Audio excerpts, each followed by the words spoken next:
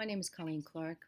My portion of this lesson is science, and our theme of April showers. The title is Counting Raindrops. Our learning objective. Children are going to learn the concept of clouds absorbing water, becoming full, and finally releasing water as raindrops. The appropriate grade level is pre-kindergarten and kindergarten, and the content area and art form is science. Standards that are addressed.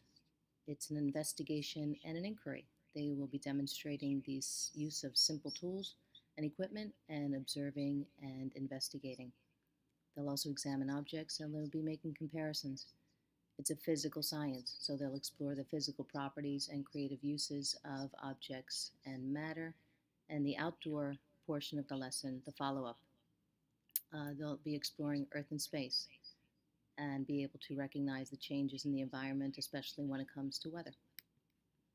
Objectives, again, it's a basic concept of scientific exploration when it comes to absorption and rainfall, but they'll be also developing listening skills, following direction, and should be able to join in a discussion, predict some outcomes when it comes to the shaving cream becoming saturated and what will happen. They will also have to observe and follow direction during the outdoor activity that rounds out the lesson.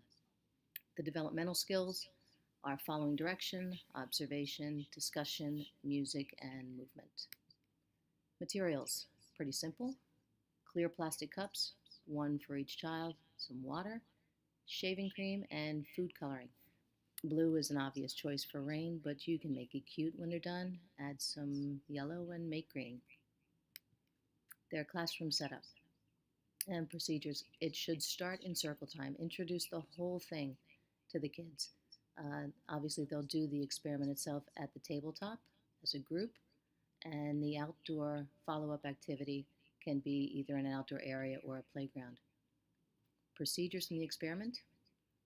Fill each cup about 3/4 of the way. It's not specific.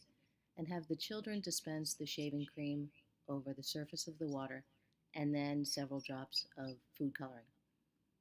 The observations should start immediately. The food coloring will start to seep through the shaving cream, and then as it drips through the shaving cream into the water, it simulates rainfall.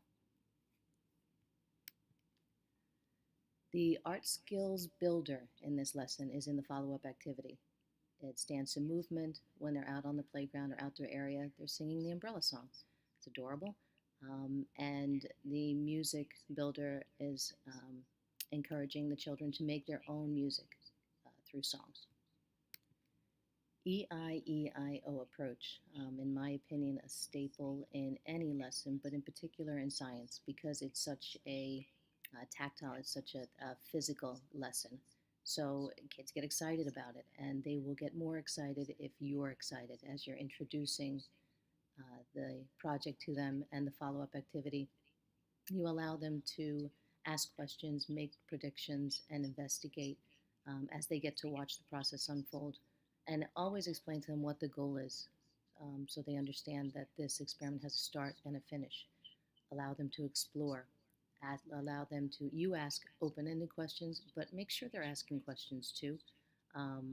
Make sure that they're answering yours. Allow them to think. Interact. Again, if you're excited about it, they'll be excited about it. It takes a little time.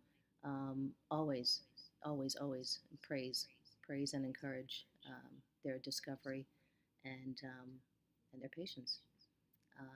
And finally, the outcome. Were they right? They're little scientists, and you want to see if they think their experiment was a success and encourage them to talk about what they've learned. As with any lesson, you have to take into consideration children who need modifications. Those children with physical disabilities always, always, always need a clear pathway to and from the lesson. You will take special note of children who need a little extra help with the shaving cream and with the food coloring. And repeat everything. If you have to repeat everything, explain everything very clearly, but repeat if it's necessary. For your children who are English language learners, keep them close to you. In circle time when you're explaining and at the tables, keep them close to you, or or incorporate them into a group with kids who are not ELLs. Speak very clearly again, allow a little extra time for them, and if you are bilingual or even know a few words, use them when and if at all possible. Assessment and evaluation. You are always throughout the process encouraging your kids to answer and ask questions so you can evaluate the level of their understanding. Make note of their listening skills. Were they able to follow simple directions? Like I said before, make special note of those kids that had some trouble dispensing the shaving cream and the food coloring. And as with any lesson, create a rubric that matches the Common Core standards for science. Habits of mind. Questioning and posing problems. You're always encouraging kids to ask questions. You've given them a situation, but you need to give them the opportunity to explore an outcome. Applying past knowledge. Kids know what a cloud looks like. They also know that rain falls from the sky. But through this science experiment, you're expanding their knowledge and you're showing it to them in a different way. Creating, imagining, and innovating. They get to make their own cloud. They're little amateur scientists. Um, so when they go, especially when they go out for the follow-up activity, they have to imagine rain falling from the clouds as they sing their songs.